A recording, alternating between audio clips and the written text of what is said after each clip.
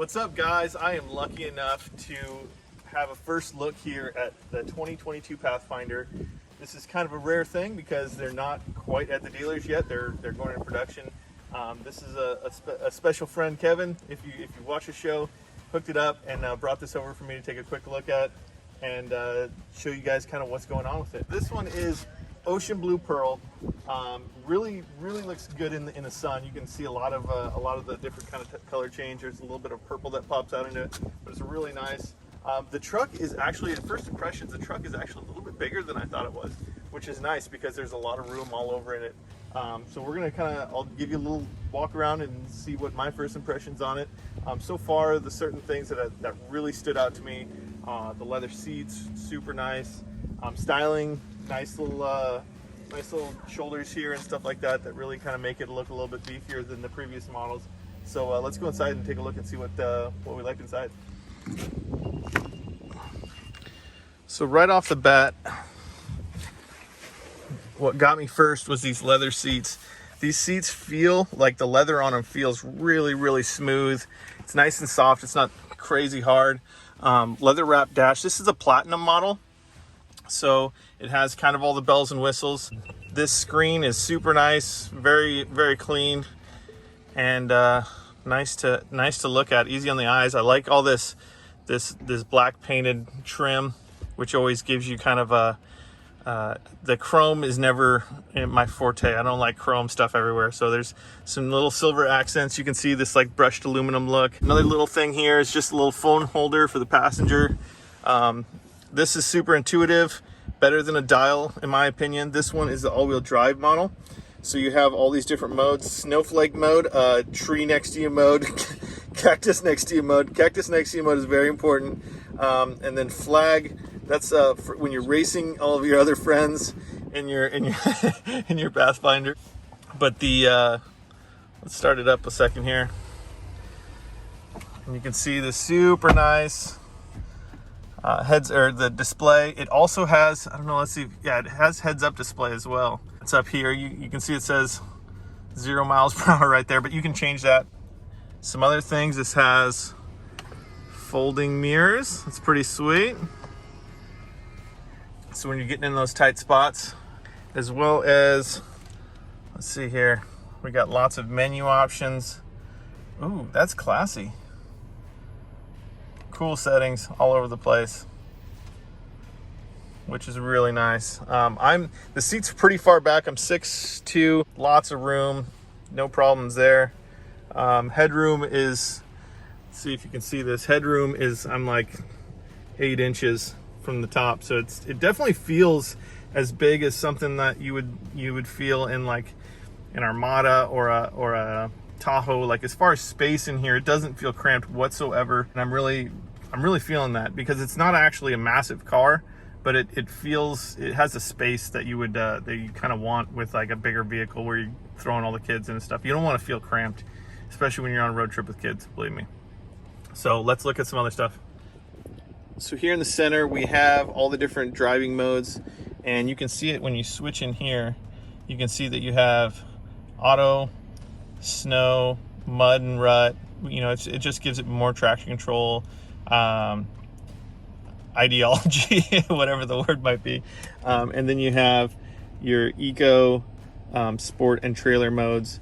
And then also there's auto off. So that's that where basically it turns the car off when you're at a stop. Well, it doesn't turn the car off. It turns the engine off when you're at a stop. You can turn that on or off, so that if you're just sitting here at a stop, you know, it stays, the engine stays on. So that's a little feature that, you know, depending on what the logic of the car is, it will do or not do. But this is kind of like the hard turn off of it. So you can turn that on or off, which is right there, nice and easy. Auto hold parking brake. So if you don't want to put your foot on the pedal, you can auto hold. Also, this button right here is hill descent, which is something you'd see on a lot of the Pro 4X models and stuff like that. You press that and you're going down a steep hill. It will just slowly brake for you. It's kind of a weird feeling pointing down a steep hill, pressing that button and not having to press the brakes. But all in all, super clean. Let's test out this sunroof. Nice, big, long sunroof. Really nice. Look at that. Smooth as butter. Screen a Little screen.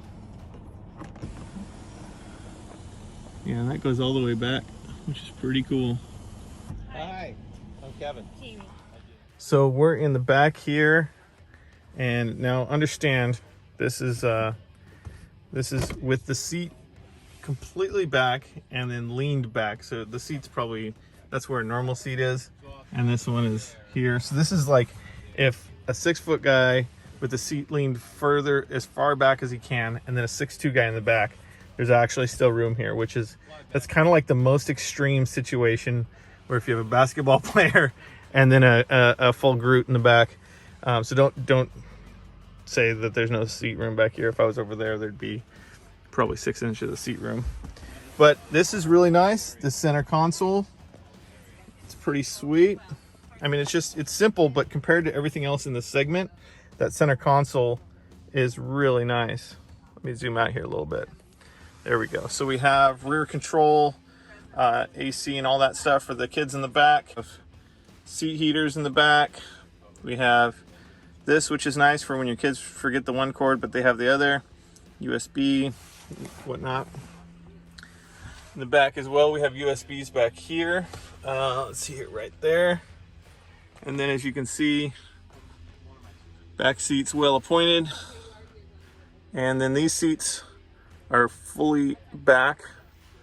So the room back there is a little bit low, or a little bit short for some larger people, but you can move these seats front and back as well.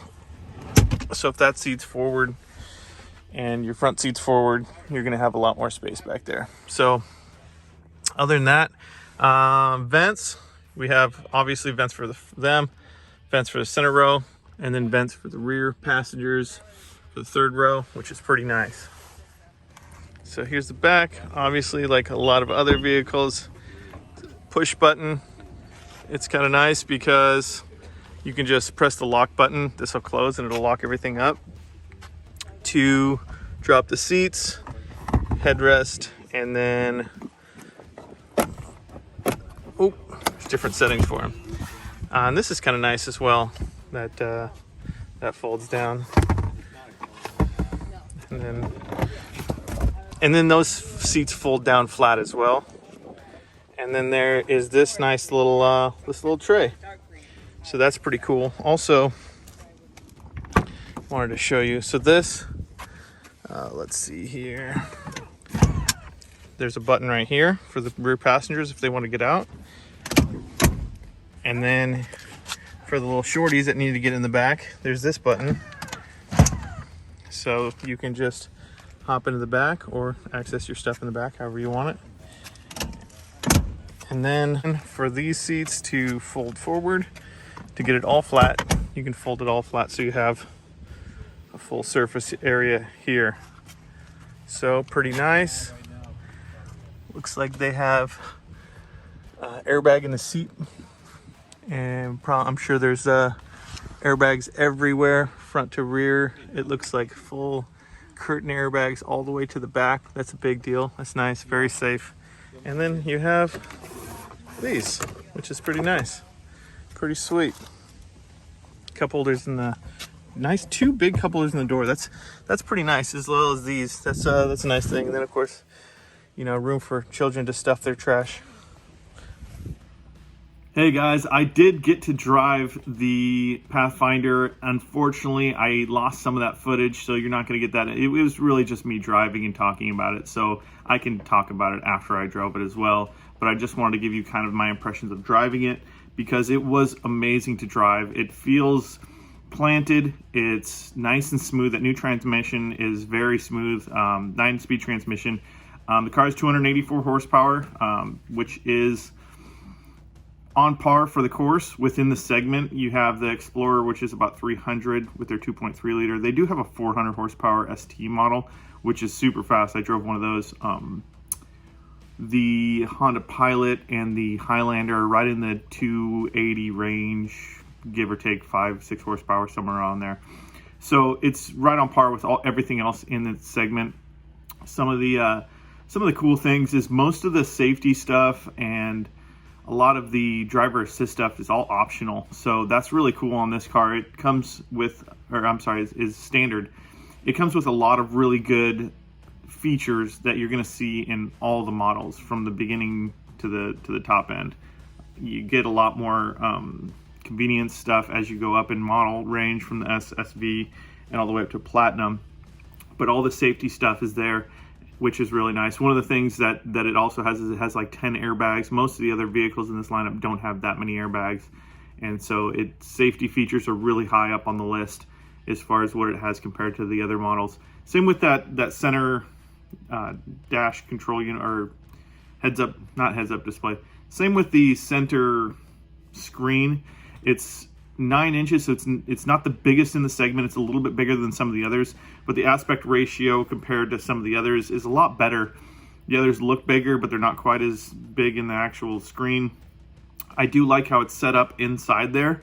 It's set so it's not kind of blocking views. I know the Ford Explorer stands straight up, which it's a little bit, I think it's a 10-inch compared to a 9-inch, but it's a little bit different. So it you know, kind of personal preference on whether you like that one standing up as opposed to the horizontal way of where it sits. But other than that, the vehicle was really nice and quick. It was very nimble for the feel of the size. Like I said earlier, the size felt big in a good way, but it was nimble. It was planted. I never felt crazy body roll, and then it was really nice and quiet and really, really smart to drive.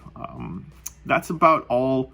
That, I mean, I didn't take it on a hard test drive. I maybe drove it 1.5 miles. I didn't really have the opportunity to take it for a long test drive and drive it for a while. And in truth, until you can get in one of those and take it for a couple days and drive it, you don't get a real feel for the vehicle and all the different situations and scenarios. But for my short time driving up and down the street, it did have just solid pickup. It has the most, I think it's the most towing capacity, or right there at the top, the towing capacity. So it's going to have the grunt to go. So all in all, I'm impressed. Appreciate you guys for watching, and like, subscribe, and we'll keep bringing fresh new content to you. Also, I should be getting getting access to the Frontier as soon as that comes out. Our good buddy Kevin again, and hopefully you guys will like the videos, and we'll keep doing this. All right, thanks guys. See you.